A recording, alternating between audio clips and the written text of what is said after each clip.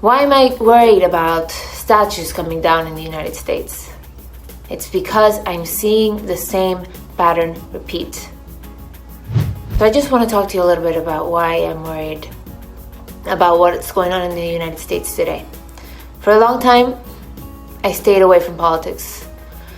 It was at the forefront of my life ever since I was a kid, seeing how things changed so rapidly back home.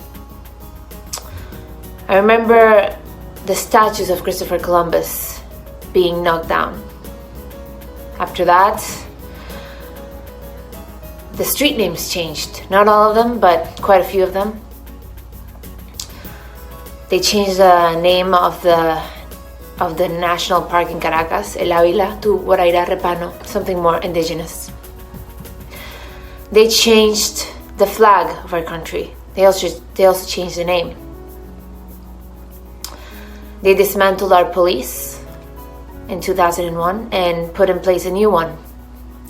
They changed our voting system, so the way we voted changed after the second election of Chavez, or before the second election, I would say.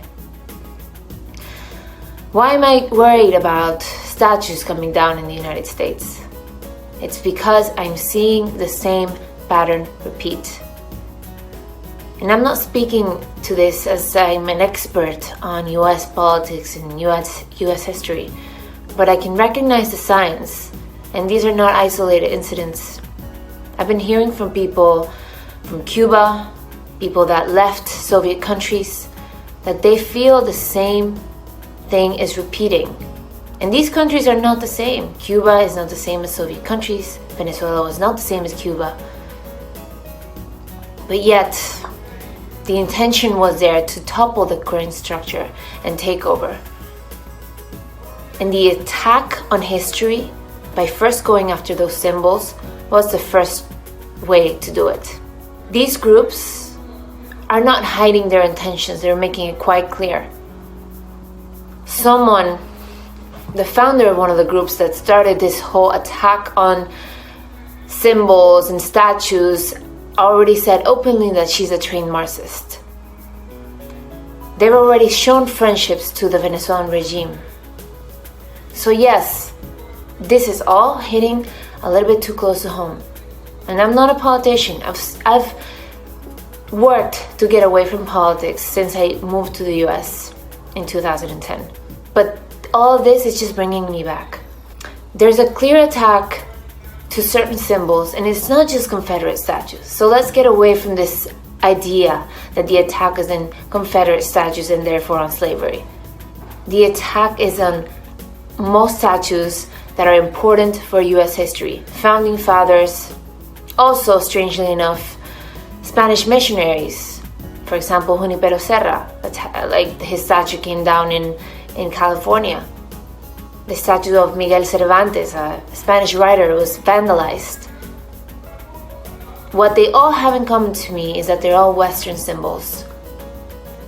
So the attack is on Western culture, on Western history. And is it a perfect history? No. But no history is perfect.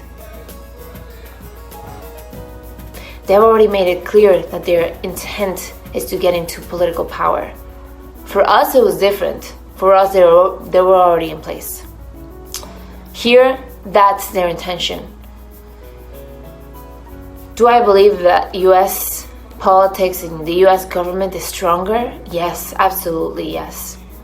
But for me, the problem is that democracy needs to be defended and guarded and nurtured all the time.